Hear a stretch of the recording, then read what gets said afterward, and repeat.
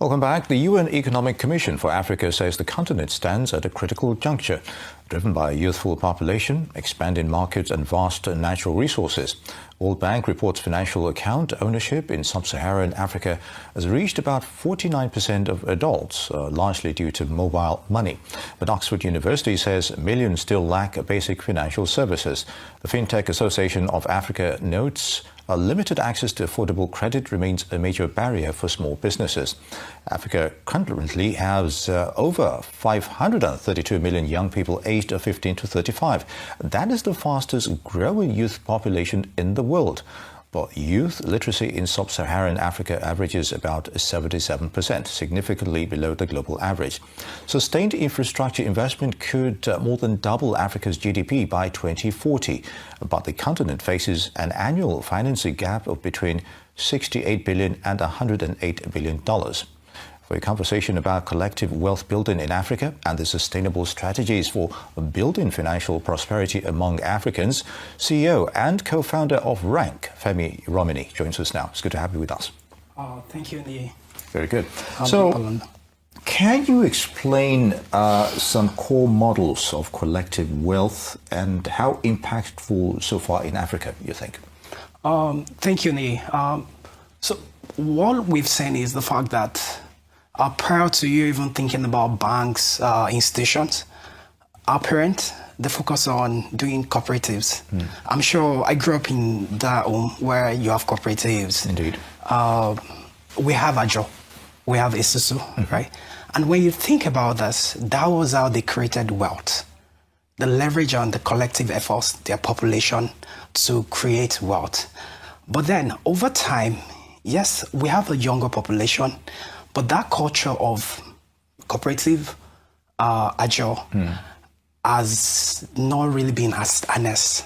And when you look at it, Africa has the youngest population in the world, right?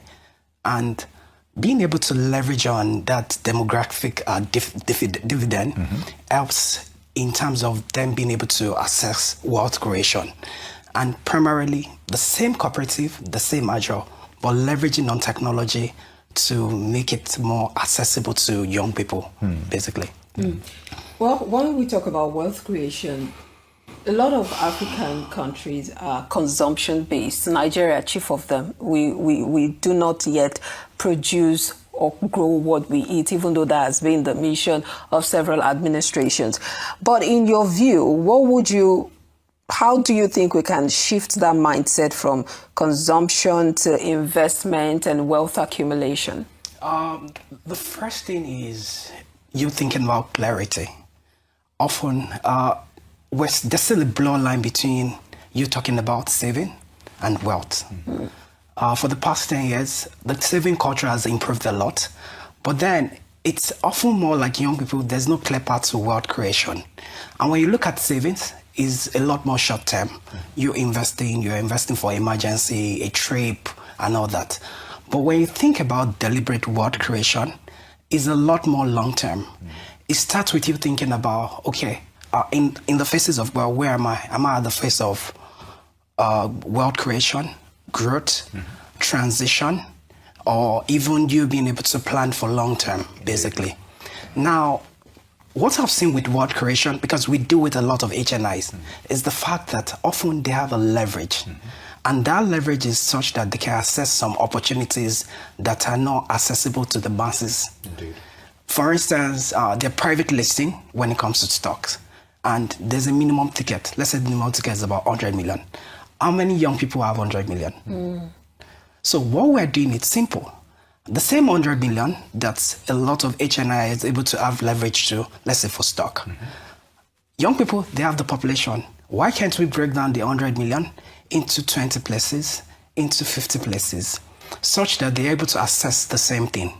And with this model, it's such that they're not just accessing the investment. The other part is they're able to get guidance from wealth managers, because that's another leverage. Often people will pick their phone, I want to invest in this. I got the signal. There's no clear direction. And our goal is to be able to handhold young people to be able to create wealth and give them the leverage that was not really there before. Indeed, Femi. So Currently, what are the emerging sectors in collective wealth building on the continent? I think we're hearing things about real estate and, of course, agribusiness. In terms of all that, what are your thoughts, Elsa? So our focus is heavily on low risk, medium risk investment that are liquid, right? So that means we prioritize government bonds, stock as equity, then real estate. And what we've done is such that we're able to look out for sectors that are productive, blue chip companies, such that in a way, being able to invest in them, there's a clear path to you getting your results, right? And when you look at each one of these asset classes, bonds, stocks, real estate, each one of them, they have different characterization. For instance, real estate is such that you can have a minimum entry point of, let's say, you're building a property of about 100 million, 50 million, 150 million. It's such that we are able to use our platform for young people to come together and they're able to use the mobile application, contribute together, own real estate together, get their contribution. We can list it, they can actually pull it together. Think about you have your family, that you see an opportunity, and you guys were able to now put the money together and to be able to assess the opportunity. And with this, you're able to get better returns than savings. Because often when you look at savings, it's such that I'm giving you 23% per annum. No, it's a lot more than that. So our goal is to make sure they're able to build it sustainably across these different asset classes. So we do a lot of talks about this stock trading and all of that on TV and maybe on radio. And yeah, I know there's still a huge gap when it comes to financial literacy, especially in the rural areas, because your market is not just in the urban area. Now, how is rank closing that financial literacy gap? And also, how is financial literacy closely linked to wealth creation? Okay, we actually started from the informal market. Mama Shadida is selling rice in Ikorodu, right? And when we look at that, we're able to apply our model such that this informal market, they're able to form a station, they're able to form groups. And when they form the group, it's such that we're able to provide these asset classes to them. And over the years, over 12 months, we've done over $100 million in payout to these people. I've seen incredible story of a woman that started with a single shop, right? And based on her being part of the community, she has grown to like 5 locations. I've seen a case of a woman, Mrs. Grace in Ikorodu, for instance. She started with a kiosk and she has built her house. She has one of the largest distribution for bread in Ikorodu. That's informal market. So we did a lot of this in the informal market. Now our goal is to now extend it to formal market, which is young people that are digitally included, and also HNIs, and that is why we've done this expansion. Now, when you think about financial literacy and wealth creation, that's more like the foundation. And the reality is, with clarity comes direction. So the first thing is you getting clarity. When you have clarity, you know what to invest in.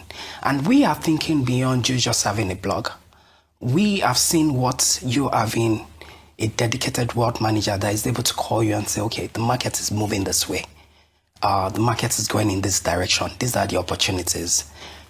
These are the things that are accessible to them. And our goal is such that we're able to have a dedicated platform where young people can actually have someone they can talk to when it comes to money.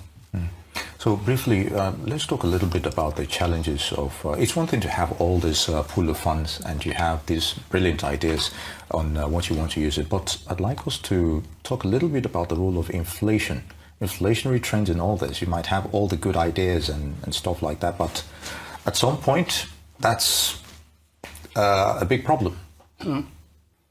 So the first thing is, when you think about inflation, you're making an investment. The first thing is the protection of your wealth, of your capital, right?